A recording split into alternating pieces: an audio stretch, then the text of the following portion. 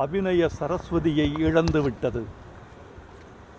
ஒரு கலைமகளை நாம் பறிகொடுத்து விட்டோம். சரோஜாதேவி அவர்கள் தன் சமகாலத்தை பாதித்தது போல மிகச் சில நடிகைகள்தான் பாதித்திருப்பார்கள். பெண்களை, இளைஞர்களை, ஆண்களை அதிகமாக கவர்ந்த நடிகை என்றால் சரோஜாதேவி முன் வரிசையில் வருவார். 1958 நாடோடி மன்னனில் அவர் அறிமுகமாவதற்கு முன்பே வெறும் நடனக் கலைஞராக இருந்தார். குழு நடனக் கலைஞர்களில் ஒருவராக இருந்து நட்சத்திரமானார்.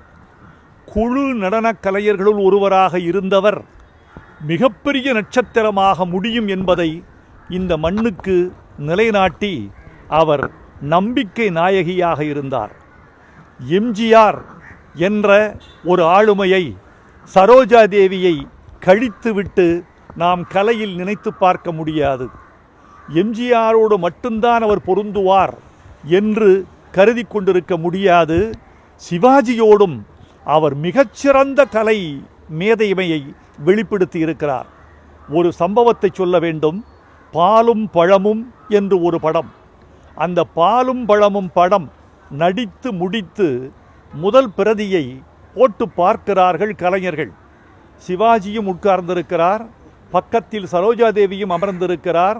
படம் முடிந்தவுடன் சிவாஜி பேசவில்லை, சரோஜாதேவியும் கொஞ்ச நேரம் பேசவில்லை.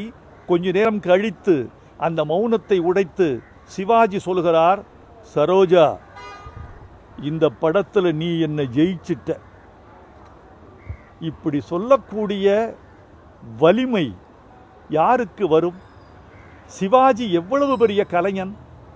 அவர் நீ என்னை ஜெயித்து விட்டாய் என்று ஒரு நடிகையை பார்த்து சொல்ல வேண்டுமென்றால் சரோஜாதேவியின் நடிப்பு அதில் எவ்வளவு உச்சமாக இருக்கும் என்று எனக்கு தெரியும், உங்களுக்கும் தெரியும்.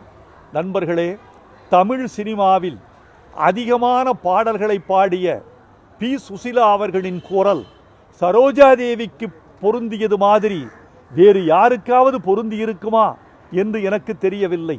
அவரை இழந்து வாடும் குடும்பத்தாருக்கும், திரை அன்பர்களுக்கும், கலை உலகத்து விமர்சகர்களுக்கும் என் ஆழ்ந்த இரங்கலை தெரிவித்துக் கொள்கிறேன்.